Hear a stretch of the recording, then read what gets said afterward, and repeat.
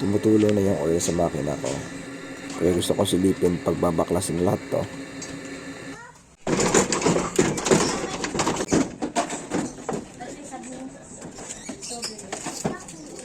Kaya tatanggalin ko to, luwagan ko to para matanggal yung mga belt. Kailangan ko rin tanggalin to para mabuksan ko yung loob niyan. Kailangan ko tanggalin to para mabuksan ko yung belt cover.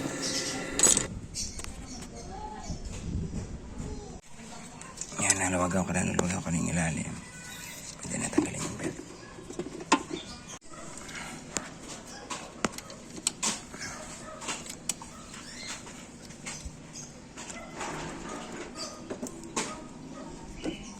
Binaba ko na yung compressor. Tatanggalin ko muna ito, baka maputol. Kailangan ko baklasin ito para mabuksan ko yung assembly nito papunta dito. Yan. Few bolts to go. Konti na lang.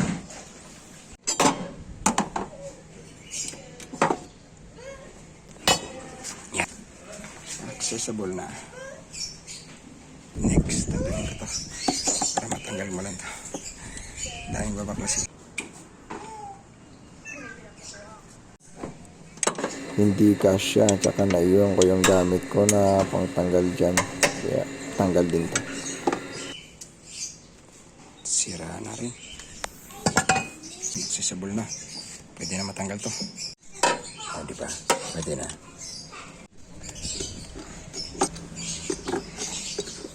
Wow.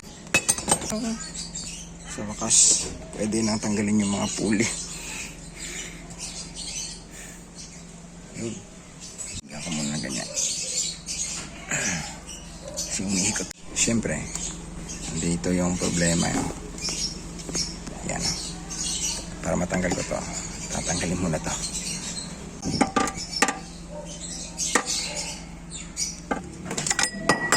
Ito na, nabaklas ko na. Mga tops. Yung oil possible galing dito or dito lang. Ito kasi yung itsura niya na.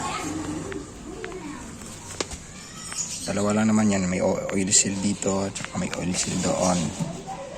So, basa na pati yung belt, basa itong oil. Hindi pwedeng nakababad sa oil to.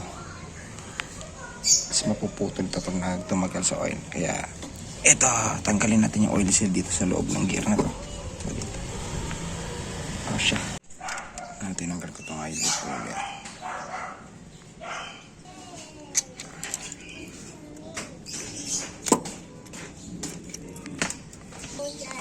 Hello. Yan.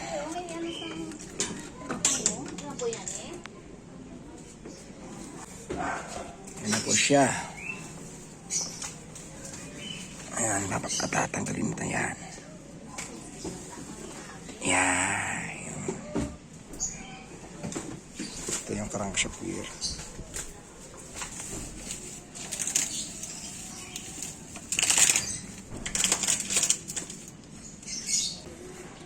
Ito ang bumuha natin. Ito yung papalitan natin.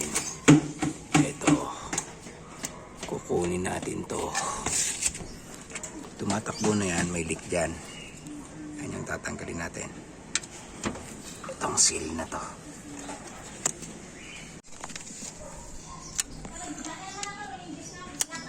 Yun. Ito po yung salarin.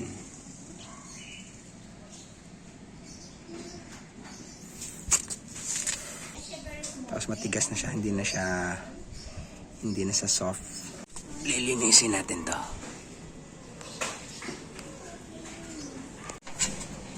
Ngayon bibili tayo nito.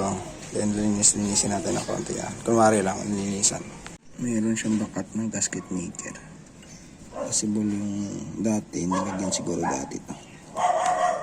Siya, alis muna ako. Bili tayo nito. Piyup, piyup.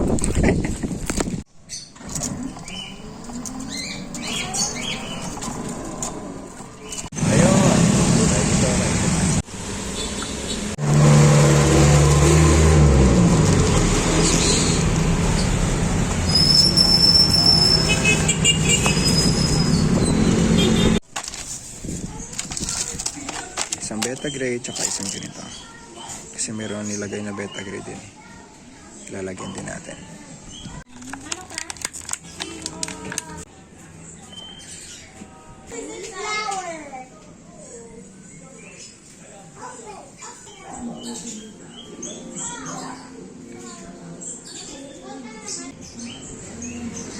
Ang dami lang.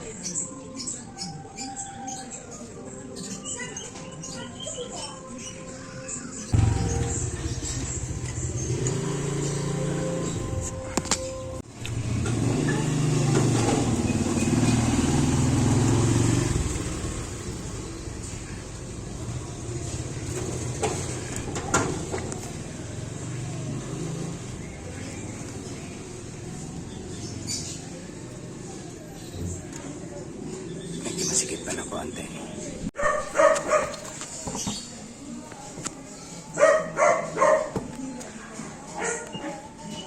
Sige po. Yan, linis-linis na lang ng mga ganyan. Tsaka yan, ay kakabit na natin. Linis na lang ng mga ganyan. Then balik ulit.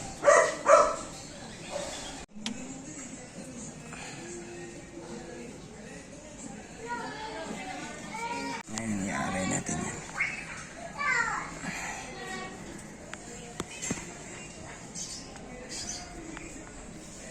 Ito yung tamay mark. I-align mo dito.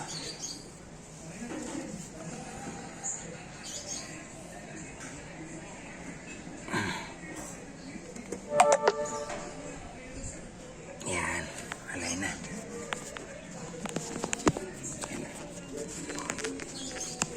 Yan, yung mark na to dapat align dito.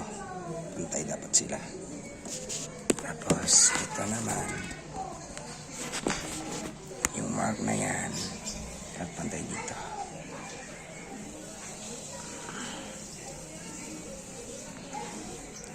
Yan, isa pa. Isang ngipin pa. Ito na, yan o. Yung mark na to dapat pantay dyan sa mark na yan. Yan lang yung mark na yan. Lahat pantayan. At the same time, pantay sila. Yung mark na to, pantay dito. Pantay na sila. Kailangan mo na ibalik yung belt.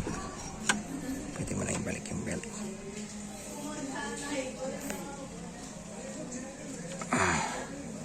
Yan. Tsaka ito yung ID namin dito. Kakat ko ng video para mas mabilis. Yan lang naman importante. The rest, reverse na yung ginawa.